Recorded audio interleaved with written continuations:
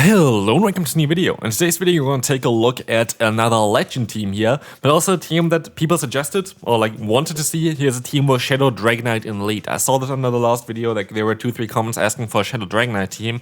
And we're going to have here one. And honestly, this team was lovely to play, and I played a similar team before that just didn't really work out for me.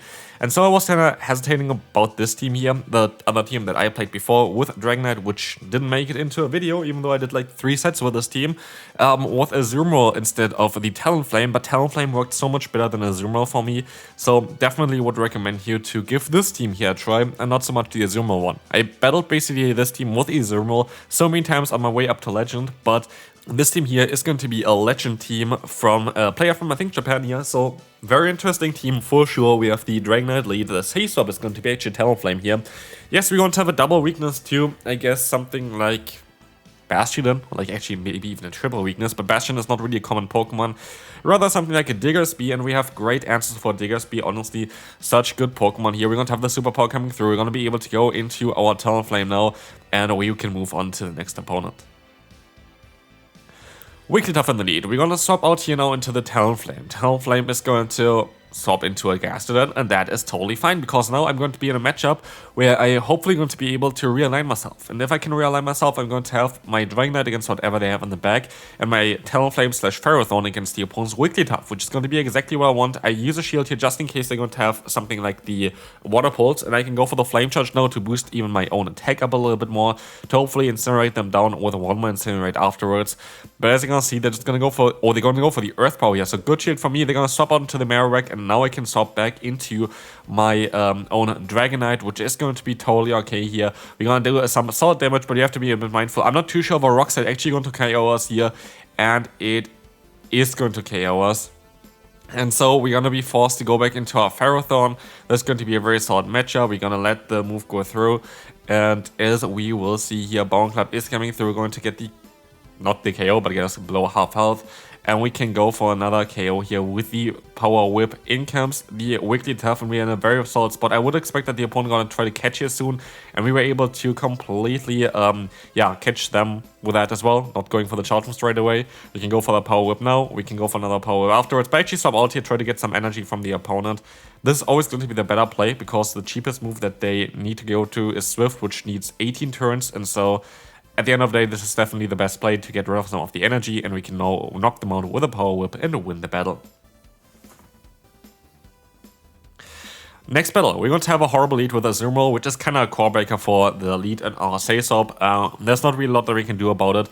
I kind of hope that they're going to swap out here eventually, but they're going to swap out into a Pokemon I don't really like to see though, which is going to be the Galarian Corsola, so we're kind of getting Water. I think that's a shiny variant as well, which is kind of cool. But as you will see, we're gonna get to another fly, and we're gonna get the shield, because it could have been a Brave Bird. We're not running Brave Bird here. They might have been running Brave Bird for the Legend team though. I like Flame Charge quite a bit in the current meta. I think it's a great move to have to boost up your own attack, to give you some options against certain Pokemon that you usually wouldn't be able to beat. And now we're going to have a Superpower Start, but we're just getting completely hardwall there, nothing we can do. Next opponent, we're going to have here the next opponent straight away, because we were able to hardwall the opponent there, but we can now move on to a Corviknight matchup. This is going to be very interesting, because we have a Steel type against a Dragon type Pokemon, but the difference here is that we are going to be able to double resist the fast move from the opponent. They can only single resist our fast move. Means we can go for a superpower here and do a tremendous amount of damage here against the opponent. It's going to allow us to get some solid damage in. We're going to be able to go for the Dragon Claw next. And as we will see, there's going to be the Morpeko coming in. We can go ahead and go for the Ferrothorn. This is going to be fine. We're going to have the Oriole coming in there as well. And so we're going to try to go for the swap out here into the Talonflame. We're going to use a shield, but it's going to be a very tough matchup to still come back from as well. Let's see how we can still deal with it. They swap out into the Corsola. Literally just getting walled here again, but it's fine. There are going to be a lot of very nice victories with this team here. I definitely went way positive with this team. I think I even went for 4-1 in the first set with this one. So I would really recommend you to give this one a try. It was a lot of fun to play. While here we're going to have some battles. I feel like also my editing software kind of pushes always the losses in the beginning, but it is what it is. At least we show all of them as well here. But as you're gonna see, we're gonna have another move coming through here. Power Whip is going to connect, gonna get some solid damage in. Maybe we can still win this one, who knows, honestly. Who knows, maybe we can still win this with our Talonflame. But as we will see here, we're gonna still get to another charge move at least, and they can catch it on the Morpeko, and the Morpeko goes down, and the opponent still has energy on their Corsola, and so yeah, it is going to be a bit of a tough one. As we will see here, the opponent is going to go ahead and get the KO against us. And it's going to be a power gem, and we can move on to the next one. A bit of a better lead here is going to be Annihilate. It's actually more of a neutral lead, to be fair. It's not even that good for the Dragonite. You always have to use every single shield that you have, basically, for Dragonite to win this one. You can farm them down in the 2-shield scenarios. Like, there's no way of you losing this matchup, but it's also not that you're gonna be able to win this one like crazy. Anyway, we're going to see the Diggersby coming in, and the cool thing here is we have the Talonflame. Talonflame can resist basically everything the Diggersby has, and as we were able to get the shield here, we can also take advantage of the Diggersby just floating around here. As the Scorching Sand is going to connect against us, we can just try to go for the Flame Charge here. Flame Charge is going to boost our own attack, and it's going to allow us to go for the full farm down against the opponent as well. As we will see here, we're going to be able to go for the no shield, and I should be able to farm them all the way down.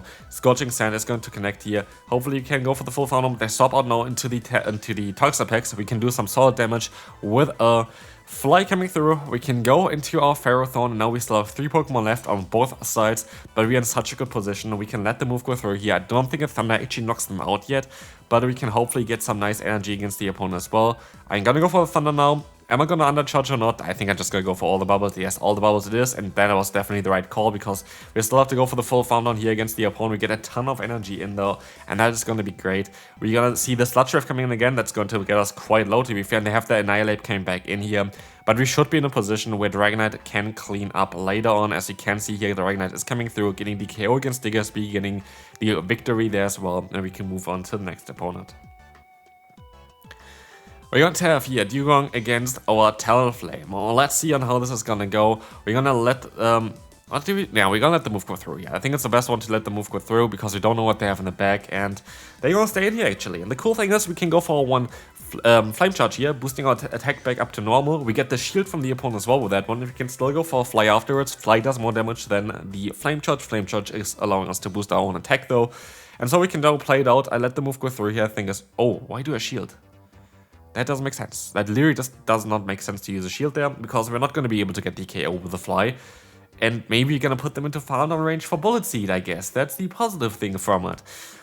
Yeah, I guess we can argue with that, but generally speaking, I don't know. Depends. Depends on what they have in the back here, to be fair. Like, this could have been the right play, this could have been the wrong play. We get some nice energy here. We see the swap out into the Annihilate. We can swap out ourselves. They have, of course, the Hardball against us. And we have to play it a certain way, and I'm not too sure if I can. Here's the thing.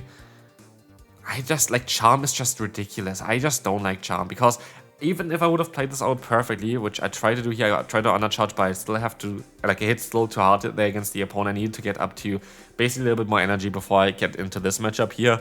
There's no way of really winning this battle, I think. Like, there's no realistic way, because Charm is just chunking, even though we are Steel type and we're bulky. Up against another Zermo. We're gonna swap onto our Talonflame, and we are gonna have to play this matchup out. They're gonna go usually straight for the Ice Beam, because what else are they gonna do? It is going to be the Ice Beam coming through again. We have the Mandibuzz coming in though, and that is going to be great, because I don't want to have the Mandibuzz against my Grass type Pokemon in the back, and I'd rather have it here where I can do some solid damage against them, and I can just spam those Flies. And even if I'm gonna get maybe a shield from the opponent, that would be kinda great. Let's see on how this is gonna go. As we will see here as well, the opponent is gonna go ahead and go for the Aerial Ace. We're gonna still get another Flame Charge off against the opponent, and with this we're gonna get the shield from them. We're gonna try our best. We're gonna see the opponent is going to go ahead and go for an Aerial Ace. We're gonna get into our Dragonite here to try to catch the move. The opponent is gonna go for their own charge move. It's fine though, because we have now that shield still from the opponent. And we're gonna try to go up now to Superpower on our Dragonite, and then swap out into our Ferrothorn to hopefully deal with whatever they have in the back. This is going to allow us to have like some security if like there's a matchup and later on that takes a long time, then I may be able to snipe them with that one. And as you see here, Ice Beam is going to connect, and they're going to have the Oranguru in the back. A Pokemon that's really good in the current meta, but not so good against a Ferrothorn, because Confusion is going to be resisted. As Confusion is actually not really resisted by a lot of types currently. It is really, like a lot of Pokemon generally, because they're not really a lot of Steel type Pokemon, they're viable right now. This Pokemon is actually really good for us to see here because we can just go for those Power Whips, get the shield, and also I can go for the Super Power now to get the KO against them on the CMP tie here, which is absolutely perfect because now, yes, the Uzumel still has the chance of doing something, but they have to go for the full farm down. I can still go for a Super Power. The Super Power should put them into range for the Power Whip, and with this, we're gonna get there for sure now, and the opponent decides to forfeit. Next up, we want to have Dragonite mirror matchup. This is always so awkward because nobody knows who wins this one. And it's a 50-50 chance if you win or the opponent wins. It's not even based on IVs a lot of times. Here, of course, the opponent survives with 1 HP. Maybe it was based on IVs, but I don't really think so. A lot of times it's just luck. Like, it's really just luck. And as you will see here, they're going to have a Dewgong in the back. And it's awkward because they go into the Dewgong here. That means they're very likely going to be weak against Ferrothorn in the back. And they don't really have anything to deal with the Ferrothorn in the back. But am I going to use shields now against Icy Wind all of a sudden? I'm not too sure about it either. And as we're going to see as well, I'm going to go ahead and go for a charge move with my Ferrothorn here. I'm going to swap onto the Talonflame. Do I use a shield here? I don't. And I maybe should have, because I just need to play it a bit more safe. And as we're going to see, there is the Toxapex in the back. And at this point, they put me into a range where basically all my Pokemon are in range for farm down.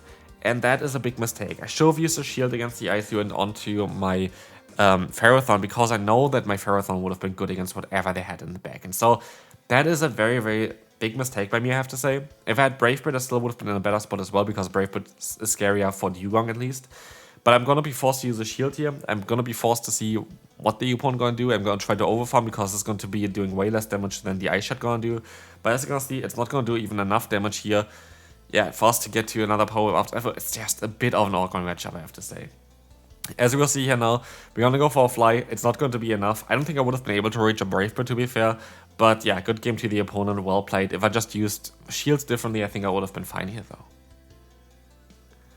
Jumpluff in the lead can be a bit of a scary Pokemon. You have to kind of stay in here for sure and have to go for the Dragon Claws basically straight away. As you will see here, Dragon Claw is going to connect now, it's coming through, and we are going to be able to do some solid damage against them. They're going to go for their own charge move. It's an aerial ace, you can still survive, and you're just going to play this out in the zero shield scenario. This is the perfect way of playing this one out, because as you're going to see here, they're still going to be forced to go for another charge move, and this is just going to be farm for our Talonflame, which still kind of functions as an anti-fighting type Pokemon, and we're gonna get even 2 false moves in. Yes, we're gonna get hit by an aerial ace, but it's barely gonna do any damage, and so we're gonna be in a solid position until we see the Morpeko, and we have to swap out, and we're getting hard-walled again.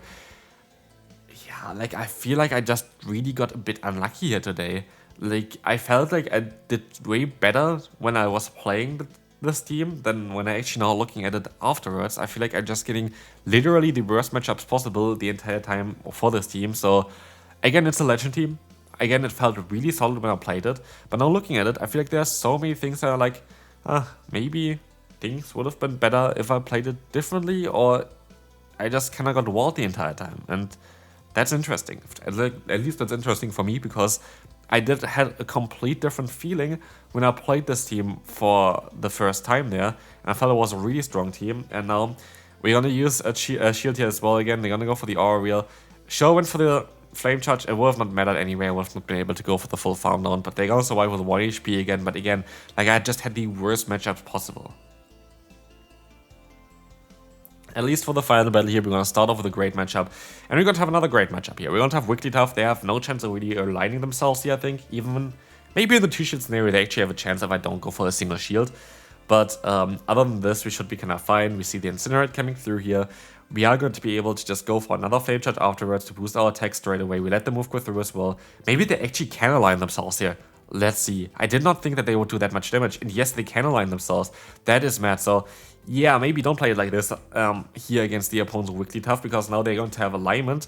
But the thing is, we also know that they have a Gastrodon, and Gastrodon is going to be weak to the grass typing. So yeah, they don't really benefit too much from this one, you have to say. And so, as we will see, the opponent is going to go ahead and go down, and we see in the back that they're going to have a Backspun. A Pokemon I showcased yesterday as well. And I swap out here. I should have swapped out a little bit earlier already against the opponent, but I swap out now into my Dragonite. I'll leave this one to the Gastrodon. They can go for a Body Slam. I don't really care too much about it. I need my Ferrothorn in order to knock out the Darkspawn. Because I stayed in for too long against the opponent's Mud Step there, we're actually a bit lower than I wanted us to be. and I decided to no-shield this one as well because I feel like it's best to have the energy here. And now I have to hope that 2 power-ups are going to be enough against the Darksman. I don't know if a Thunder is going to do enough damage here. As you will see, power-whip is coming through. We're gonna try our best to go for another power-whip. Is it going to be enough for the final battle? Did we screw it up again? We're actually gonna win here, and that's going to be it for this video. Hopefully you enjoyed. If you did, feel free to leave a like, and I will see you then. Bye bye.